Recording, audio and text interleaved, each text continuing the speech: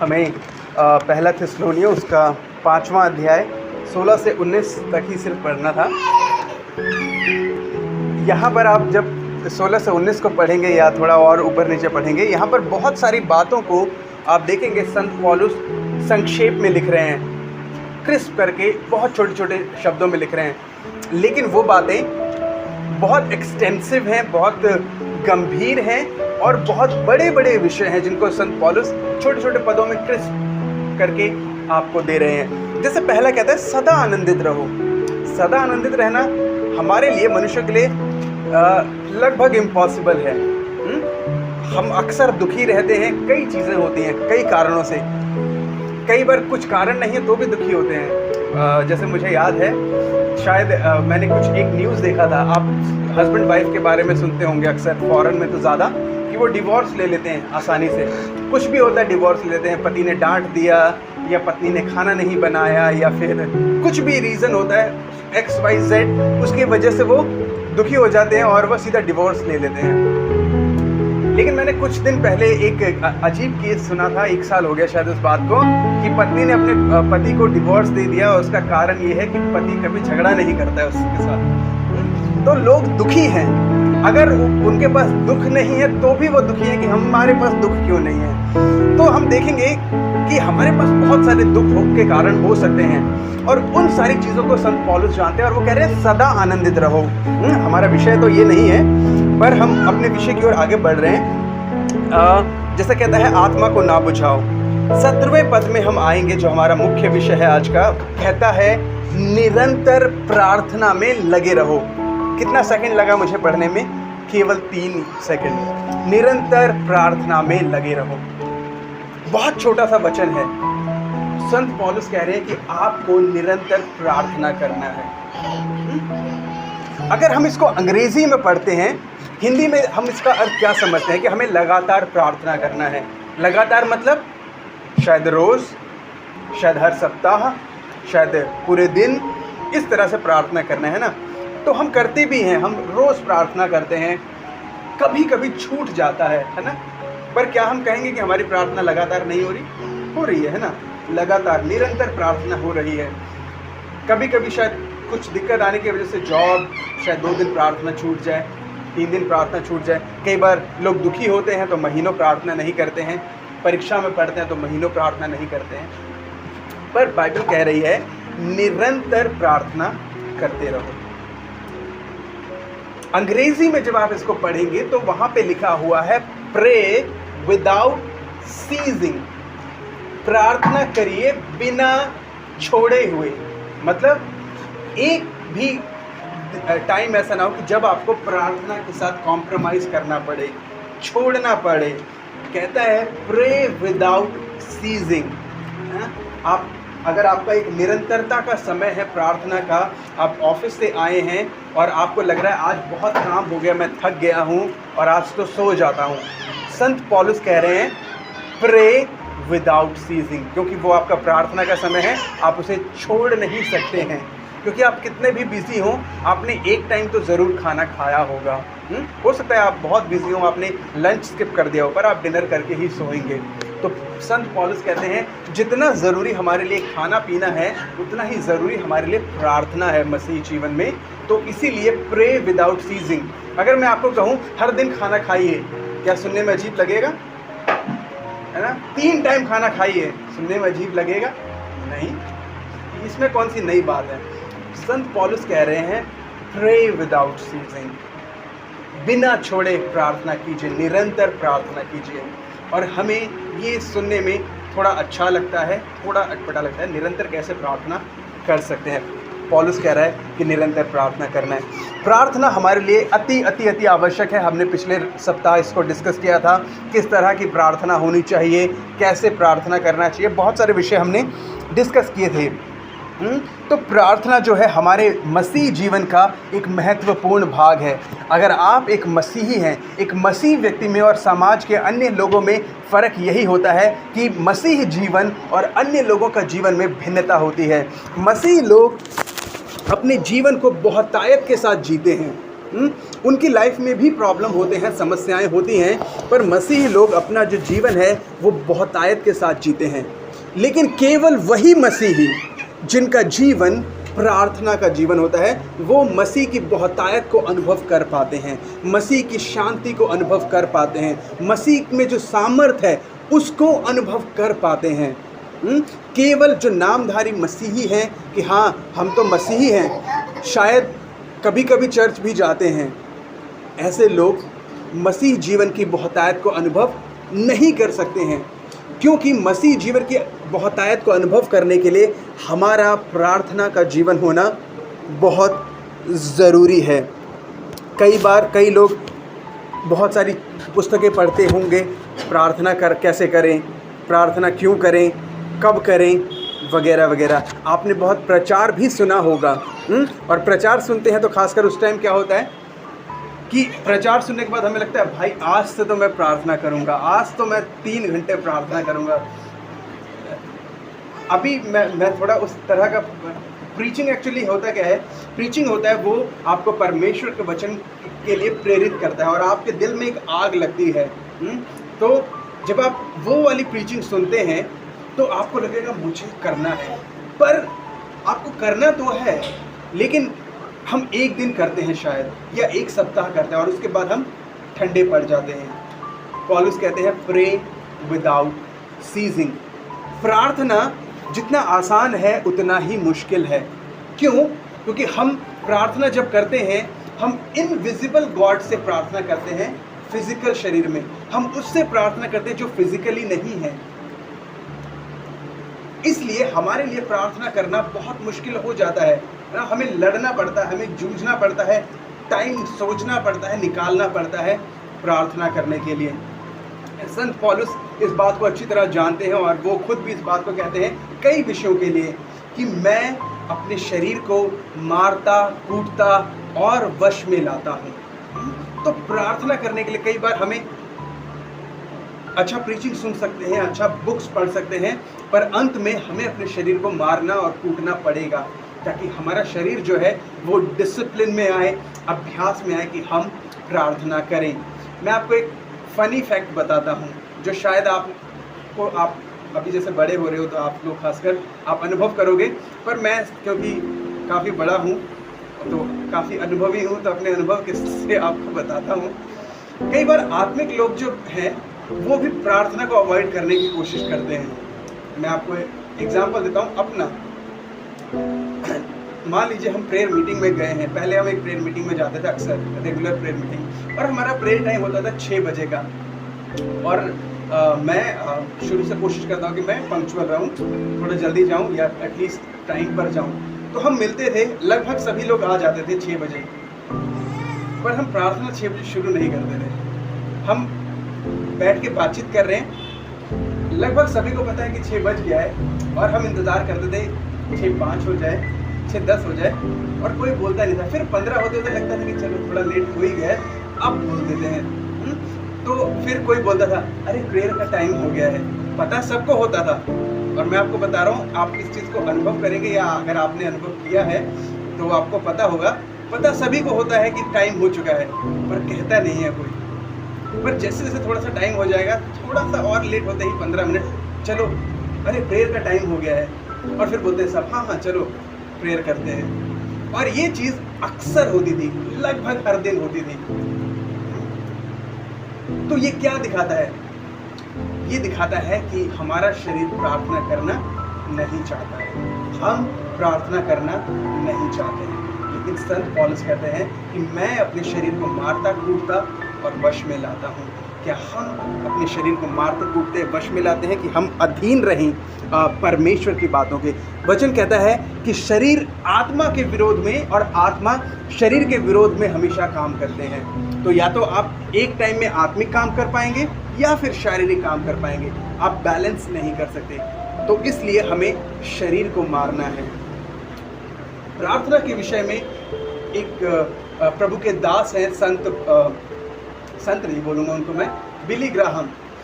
Billy Graham को आप जानते हैं? बच्चे तो नहीं जानते होंगे, आप में से आप लोग तो जानते हैं। विवेक जानते हो आप? बिली ग्राहम नहीं जानते हो? आप जानते हो? नहीं जानते हो? आप जानते हो? आप जानते हैं, अच्छा आप भी जानते हैं सिस्टर। बच्चे तो नहीं जानते हैं, बाकी हम लोग बड़े जानते हैं, क्योंकि अब वो इस दुनिया में नहीं है, प्रभु के साथ हैं वो।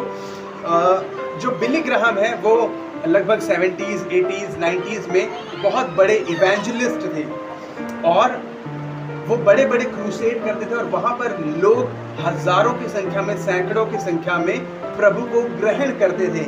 और वो कुछ टाइम इंडिया भी आए हैं, और वो उन लोगों में से हैं जिनके इंडिया आने पर बैन था बहुत पहले। अभी सिर्फ बीजेपी गवर्नमेंट के अंदर नहीं, पहले भी ऐसा होता था। पॉलिटिकल इशू पे नहीं जाएंगे, लेकिन मैं ये कह रहा हूँ कि उनका आना बैन था। क्यों? क्योंकि जब वो आते थे और वो क्रूसेड करते थे तो बहुत सारे लोग मन फिराते थे और यीशु मसीह को उद्धारकर्ता करके ग्रहण करते थे। एक ऐसा व्यक्ति जिसने हजारों क्रूसेड किए हों, उन हजारों क्रूसेड में लाखों लोगों ने प्रभु को ग्रहण किया हो, कम से कम मैं मानता हूँ, हो सकता है ये संख्या ज्यादा हो। अपने पूरे जिंदगी उन्होंने क्रूसेड किया है। क्रूसेड बड़े बड़े, सिर्फ अमेरिका में नहीं, यूरोप में, एशिया में, अफ्रीका में, हर जगह उन्होंने क्रूसेड किया है। प्रभु के इतने बड़े दास, आज की डेट में अगर हम कंपेयर करेंगे पुराने समय से, तो हम मान लेते हैं पौलुस के बारे में तो हम बाइबल में पढ़ते हैं, इसलिए हमको पता है पौलुस कौन थे। तो अब हम सोचेंगे प्रभु के इतने बड़े दास, जब उनके अंतिम दिनों में उनका इंटरव्यू लिया जा रहा था, उनसे पूछा गया कि आपको क्या दुख है, किसकी आप क्या नहीं कर पाए, या क्या चीज़ थी जो आप करना चाहते थे, या क्या आप पाना चाहते थे जो आपको नहीं मिला। तो उन्होंने कहा मुझे एक चीज़ का रिग्रेट है कि काश मैं थोड़ा सा कम ट्रैवल करता। उन दिनों में ट्रैवल में बहुत टाइम लगता था। उन्हें इस बात का रिग्रेट था कि काश मैं थोड़ा सा कम ट्रैवल करता। दूसरा रिग्रेट था, काश मैं अपनी पत्नी को थोड़ा ज़्यादा समय दे पाता। और तीसरा जो और सबसे बड़ा जो रिग्रेट था वो ये था कि काश मैं थोड़ा और प्रार्थना कर पाता। परमेश्वर के इतने बड़े दास, हम बोले उनकी लाइफ परफेक्ट है। ऐसा नहीं है कि वो प्रार्थना नहीं करते होंगे, क्योंकि अगर वो प्रार्थना ना करते तो बिना प्रार्थना के आत्मिक काम होना संभव नहीं है। तो हम इस बात को समझ सकते हैं कि वो प्रार्थना अवश्य करते होंगे, बहुत प्रार्थना करते होंगे, प्रचार भी करते हैं, तो वचन भी पढ़ते होंगे, पर फिर भी उनकी जिंदगी में देखेंगे जो एक खटास रह गई, कमी रह गई। किस कारण? क्योंकि उन्हें अक्सर ट्रैवल करना पड़ रहा है, होटल में रह रहे हैं, लोगों से मिल रहे हैं, वो सब अच्छा है, पर वो कह रहे हैं कि काश इन सब चीज़ों के बीच में मैं थोड़ा और प्रार्थना कर पाता। एक व्यक्ति जिसका जीवन प्रार्थना का जीवन है, एक व्यक्ति जो परमेश्वर के काम के लिए समर्पित है, फिर भी वो कहता है मैं और प्रभु के साथ रहना चाहता था, मैं और प्रार्थना करना चाहता था। आज हम देखें कि हमारे जीवन में क्या है, क्या हमारे अंदर ऐसी इच्छा है कि हम प्रभु के साथ रहना चाहते हैं। हम यीशु मसीह के जीवन से सीखते हैं, और मैं हमेशा यीशु मसीह को आपके सामने रखने की कोशिश करता हूं कि आप यीशु से सीखें। आपको पता है यीशु मसीह ने अपने 3.5 साल की सेवकाई में, सिर्फ सेवकाई का टाइम ले रहा हूं मैं, उस समय में सबसे ज़्यादा क्या किया था? Any guess? 3.5 साल में यीशु मसीह ने क्या किया? सबसे ज़्यादा प्रेयर किया। यीशु मसीह ने हीलिंग किया, यीशु मसीह ने प्रीचिंग किया, यीशु मसीह ने टीचिंग किया, यीशु मसीह ने खाना भी खिलाया, यीशु मसीह अलग अलग देश में गए, नगर में फिरे, नगर में जाते थे, बहुत कुछ किया। पर उन सब चीज़ों में उन्होंने सबसे ज़्यादा जो है वो प्रार्थना की। इस बात को मैं कैसे जानता हूँ?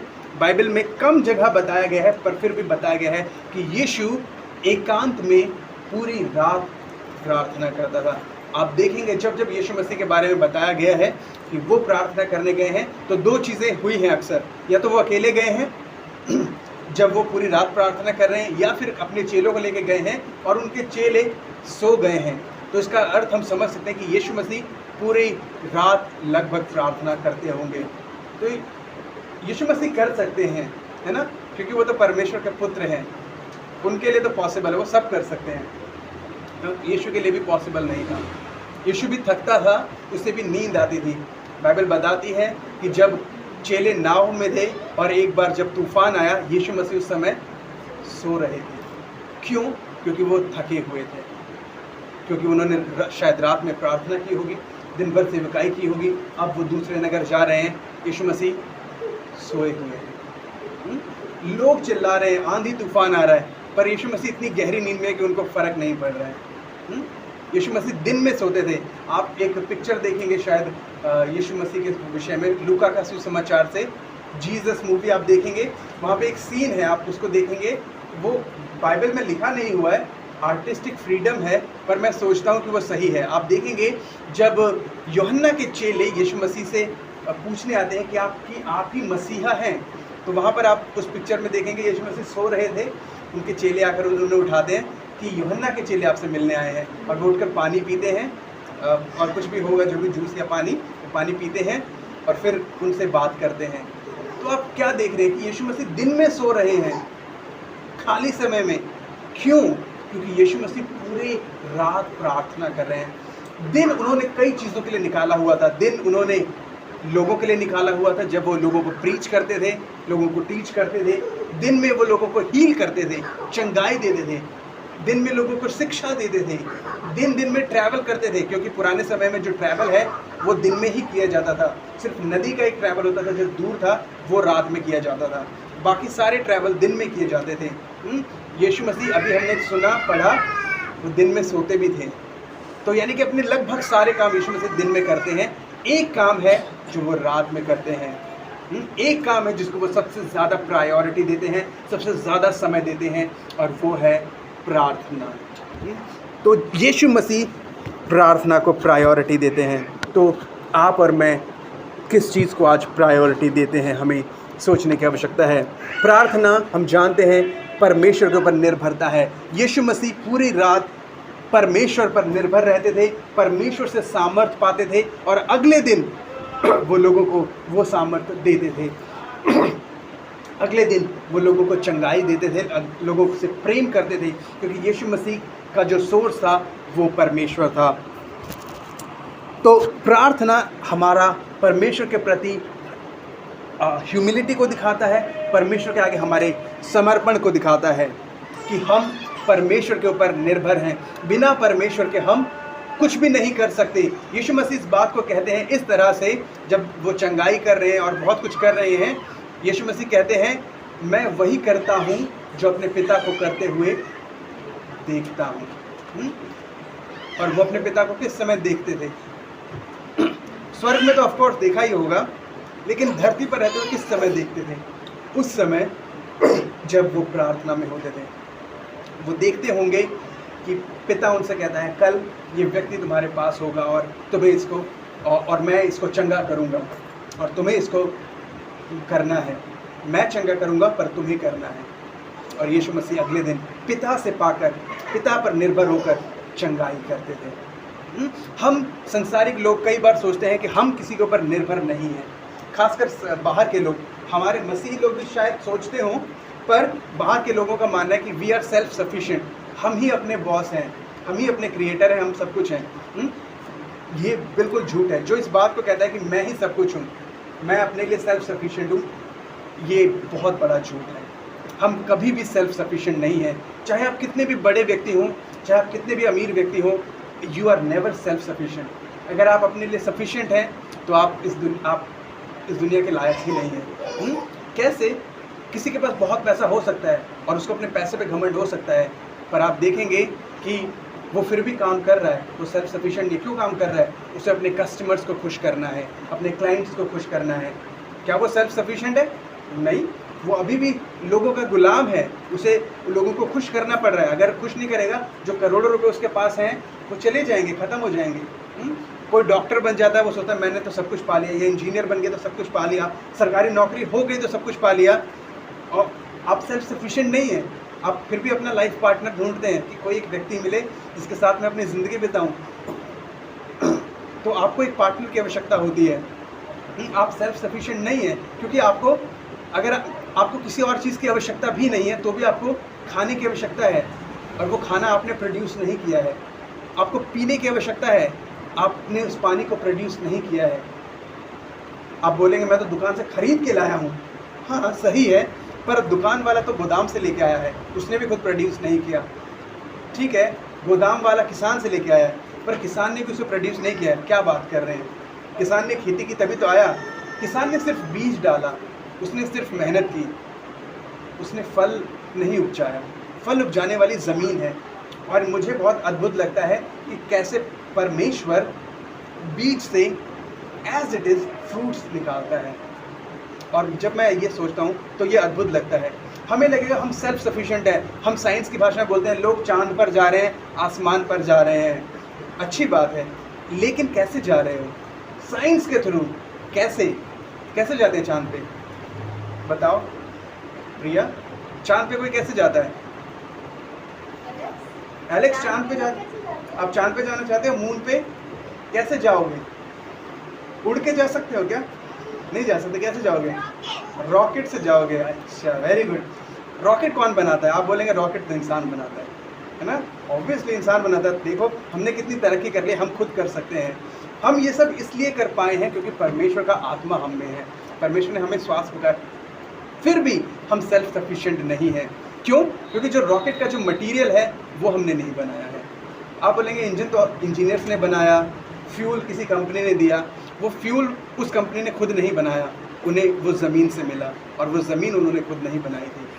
वो मटेरियल, वो लोहा, वो हवाई जहाज जिसे आप उड़ते हुए देखते हैं, उसे लोगों ने खुद नहीं बनाया है, पर उसका मेटल उन्होंने खुद नहीं बनाया है। आप बोलेंगे ये जो बल्ब है ये इंसान ने बनाया है। मैं कहता हूँ इसके लिए भी हमें परमेश्वर पर निर्भर होना पड़ेगा, क्योंकि इसके अंदर जो कांच लगा हुआ है वो भी ज़मीन से आया है, इसके अंदर जो गैस है वो भी हवा में है, या फिर और कुछ भी है। और जो इलेक्ट्रिसिटी है, इलेक्ट्रिसिटी भी पानी से, कोयले से आती है, जिसे इंसान ने नहीं बनाया। तो हम कभी भी सेल्फ सफिशिएंट नहीं हैं और ना ही हो सकते हैं। हम हमेशा क्रिएशन पर डिपेंडेंट हैं। तो अगर हम क्रिएशन पर डिपेंडेंट हैं, ये कितनी अच्छी बात है कि हम क्रिएटर पर डिपेंड होना सीखें। हालेलुया। क्रिएशन पर संसारिक लोग डिपेंडेंट होते हैं, हम क्रिएटर पर डिपेंड होने वाले लोग हैं। तो जब आप प्रार्थना करते हैं आप क्रिएटर पर डिपेंड होते हैं। हम कुछ वचनों को पढ़ेंगे जिसमें से दूसरा इतिहास 7:14, जल्दी से पढ़ दें आप लोग। दूसरा इतिहास और उसका 7:14 पद।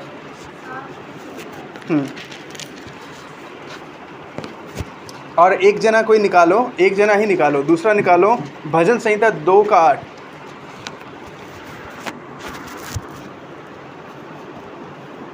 पढ़ दीजिए आप लोग।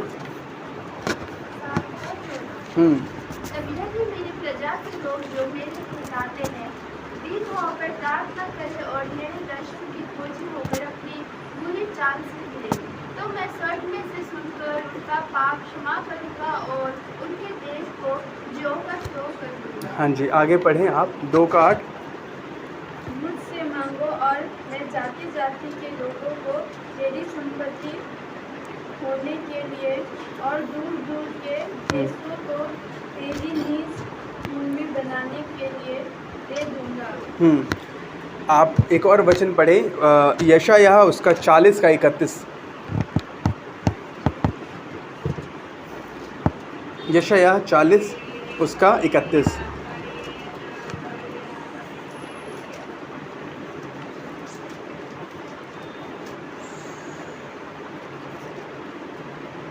परंतु जो यहोवा की बात छोड़ते हैं वे नया बल प्राप्त करते जाएंगे, वे उकाबों के समान उड़ेंगे, वे दौड़ेंगे और भ्रमित न होंगे, चलेंगे और थकित न होंगे। Okay, praise the Lord. हमने यहाँ पर 3-4 वचनों को पढ़ा है, जिसमें से जो पहला वचन हमने पढ़ा वो रिस्टोरेशन के ऊपर था, कि जब हम प्रार्थना करते हैं, अपने आप को नम्र और दीन करते हैं, तो वो चीज़ें जो टूट गई हैं, बिखर गई हैं, चाहे वो सांसारिक चीज़ें हों या हमारे अपना जीवन हो या हमारे रिश्ते हों, तो परमेश्वर उन चीज़ों को रिस्टोर करता है। परमेश्वर he is good at restoring. Restore का मतलब होता है जैसे का तैसे कर देना। अगर आप कुर्सी तोड़ देंगे तो आप इसे दोबारा ऐसा नहीं जोड़ पाएंगे। हो सकता है फेविक्विक से आप जोड़ दें पर वो निशान रह जाएगा। मुझे एक कबीर दास का एक दोहा बहुत पसंद है जो इस तरह कहता है, रहीमन धागा प्रेम का ना तोड़े चटकाए, जोड़े से भी ना जुड़े, जुड़े तो गांठ पड़ जाए। तो कबीर कहता है कि जो प्रेम का धागा होता है, ये जो रिलेशनशिप्स होती हैं, वो एक ऐसे नाजुक धागे होते हैं जिनको कभी तोड़ना नहीं चाहिए। अगर आप तोड़ दोगे, अगर आप उसे दोबारा जोड़ोगे तो उसमें गांठ पड़ जाएगी, है ना। लेकिन ये रहीम के लिए है, ये कबीर के लिए है, ये संसारिक लोगों के लिए है।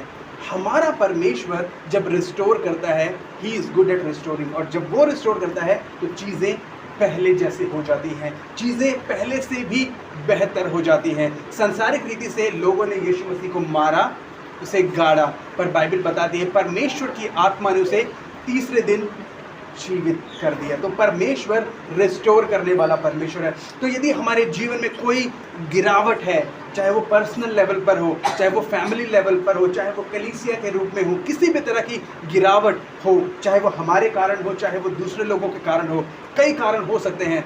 अगर हम प्रार्थना में अपने आप को दीन करते हैं और परमेश्वर को कहते हैं परमेश्वर आप काम करें, तो परमेश्वर कहता है कि वो हमारे देश को ज्यों का त्यों कर देगा, हमारी सिचुएशन को ज्यों का त्यों, एज इट इज़ का मतलब है एज इट इज़ बोलने से कि जो पहले था परमेश्वर वैसा कर देगा, जो गुड कंडीशन में था परमेश्वर उस कंडीशन में कर देगा। उसके बाद हमने भजन संहिता पढ़ा जो कहता है मांग और मैं तुझे क्या करूँगा, तुझे देश के देश दूंगा। परमेश्वर कहता है मुझसे मांगो क्योंकि मैंने देशों को बनाया है। इट मीन्स कि आप जब मुझसे मांग रहे हो, आप जब क्रिएटर से मांग रहे हो, तो आप उस व्यक्ति से मांग रहे हो जिसने उन देश को बनाया है। तो परमेश्वर आपको वो देश दे सकता है ना। यहाँ पर हम एग्जैक्टली देश नहीं मांगेंगे कि मैं इंडिया में हूँ, पाकिस्तान के बारे में बहुत सुना है, परमेश्वर पाकिस्तान दे दो।